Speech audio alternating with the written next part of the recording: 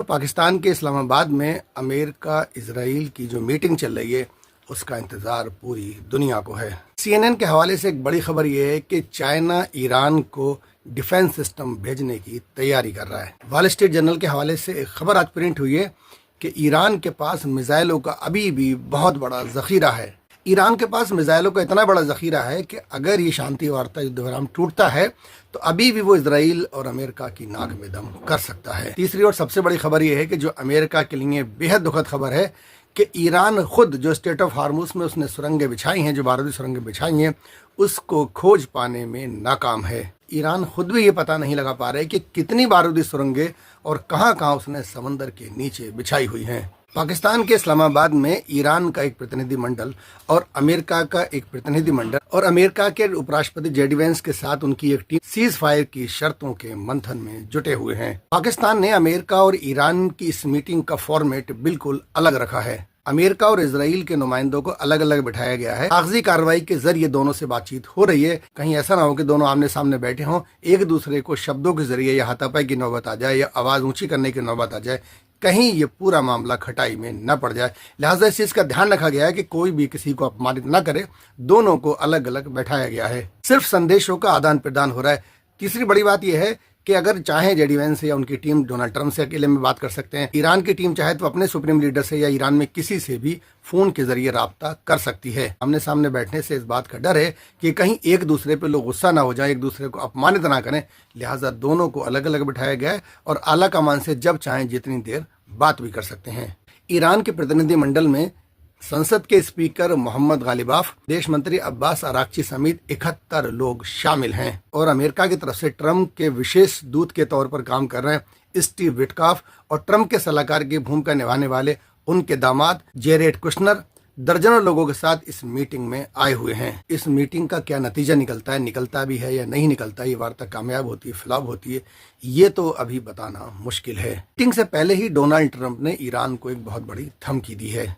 दूसरी तरफ ईरानी नेता मीराब में मारी गई बच्चियों की तस्वीरें और जहाज में सीट पर उनका बस्ता रख कर लाए हैं। ईरान दुनिया को ये मैसेज देने की कोशिश कर रहा है कि जिन लोगों से हम बात करने आए हैं वो हमारी बच्चियों के कातिल हैं।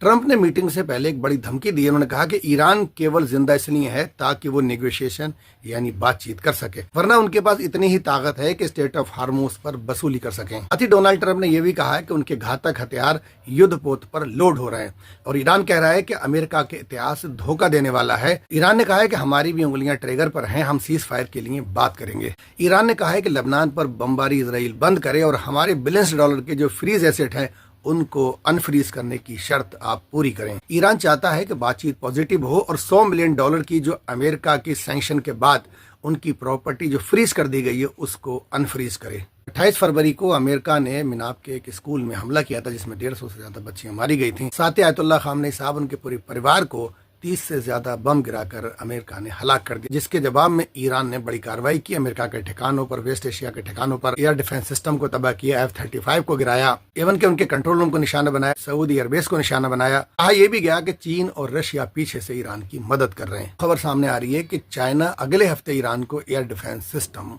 दे रहा है। दूसरी बड़ी खबर यह है कि ईरान सीज फायर करने के बाद अपने डिफेंस सिस्टम को और मजबूत करने की, अपने हथियारों की ताकत को और मजबूत करने की कोशिश कर रहा है और चाइना और मुल्कों के रास्ते ईरान में ये हथियार भेजने की तैयारी कर रहा है। कहा जा रहा है कि ये मैनपडस हैं, इन्हें कंधे पर रखकर चलाया जा सकता है।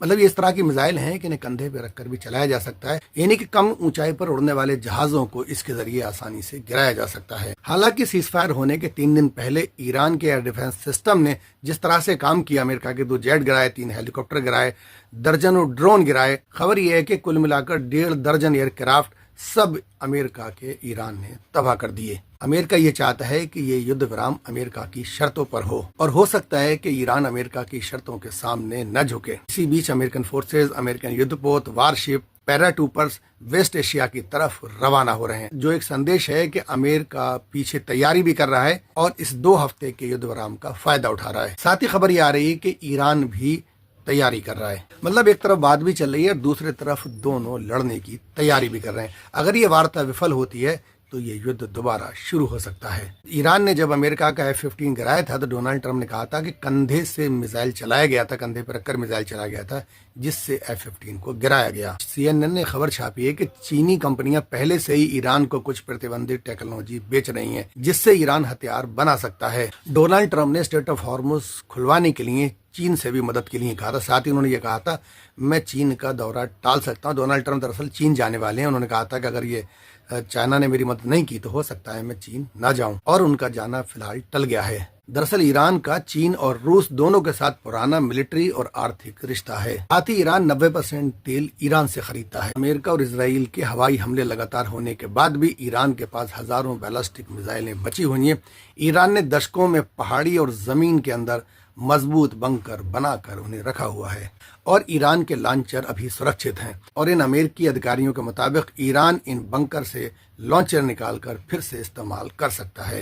ऐसा खबर है कि ईरान के पास मीडियम और लंबी दूरी की हजारों मिसाइलें अभी बची हुई हैं, जो अमेरिका और इजराइल के नाक में दम करने के लिए काफी हैं। दरअसल ईरान को अंदेशा है कि अगर अमेरिका से 2 हफ्ते के अंदर बात नहीं बनी तो अमेरिका दोबारा हमला कर सकता है। ईरान को अंदेशा है कि अगर अमेरिका ने हमला किया और ईरान ने हॉर्मुज़ नहीं खोला तो अमेरिका के वारशिप हॉर्मुज़ की घेराबंदी कर सकते हैं। लिहाजा ईरान ने अंडरग्राउंड नेवल माइंस, समुद्री माइंस और जो उनके पास टारपीडो बोट्स हैं उनको अलग अलग जगह पर तैनात किया हुआ है। साथ ही तरह तरह की छोटी माइंस भी ईरान ने वहां पर लगा रखी हैं। इसके बावजूद भी जहाज वहां से गुजर रहे हैं। अगर कोई माइंस भी वहां पर फट जाती है तो ये बहुत बड़ी तबाही होगी। अमेरिका ने जो ईरान पर पाबंदी लगाई हुई है, ईरान चाहता है वो पाबंदी हटे ताकि $100 बिलियन की जो ईरान की प्रॉपर्टी है वो जापान, लक्समबर्ग, भारत और अमेरिका, इराक, कोरिया, इन तमाम जगहों पे ताकि वो डिफ्रीज हो सके और ईरान को वापस मिल सके और ईरान अपने यहाँ पुनर्निर्माण कर सके। ईरान हॉर्मुज़ से हर जहाज से $20 मिलियन ले रहा है, यानी इंडियन करेंसी में 18-19 करोड़ होते हैं।